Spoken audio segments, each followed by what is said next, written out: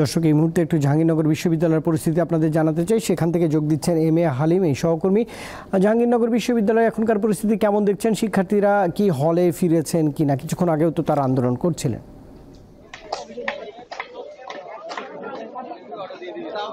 জিরুবায়েত যারা আন্দোলনরত শিক্ষার্থী তারা কিন্তু এখনো হলে ফিরেনি। তারা কিন্তু এখন জাহাঙ্গীরনগর বিশ্ববিদ্যালয়ের যিনি চ্যান্সেলর তার বাসার সামনে আপনারা দেখতে পাচ্ছেন। এখানে কিন্তু সেই কোটা বিরোধী যারা শিক্ষার্থী রয়েছে তারা কিন্তু বিভিন্ন দাবি দেওয়া নিয়ে কিন্তু এখানে একটু আগে ভিসির সাথে কথা বলছে।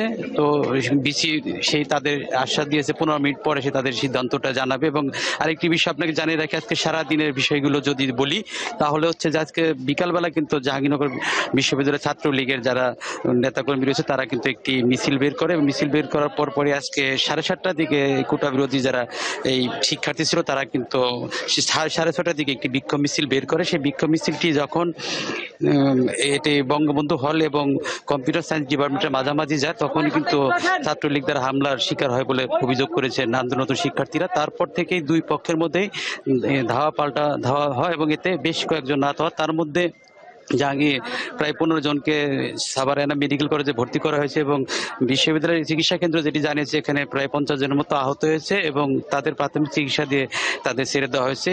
তারপর থেকে কিন্তু এই আন্দোলনরত শিক্ষার্থীরা তারা একটি মিছিল নিয়ে তারা শহীদ মিনারের সামনে জড়ো হয় এবং সেখান থেকে তারা এই বিশ্ববিদ্যালয়ের বিসি বাসার সামনে এসে তারা এই মুহূর্তে তারা এখন অবস্থান করছেন এবং বিসির কাছে তারা একটি এই আজকের আন্দোলনের যে যারা হামলা করেছে এবং তারা তাদের বিচার দাবি এবং ক্যাম্পাসে যে নিরাপত্তার বিষয়টি সেই নিরাপত্তার বিষয়টি তারা দেখভালের জন্য এবং সবকিছু মিলে তারা বিসির কাছে বিভিন্ন দাবি দেওয়া নিয়ে তারা এখানে হাজির হয়েছেন। তো আমরা বলতে পারি এই মুহূর্তে জাহাঙ্গীরনগর বিশ্ববিদ্যালয়ের পরিস্থিতি আস্তে আস্তে উত্তপ্ত হয়ে যাচ্ছে। তো এই ছিল আমার কাছ থেকে জাহাঙ্গীরনগর বিশ্ববিদ্যালয় থেকে সর্বশেষ।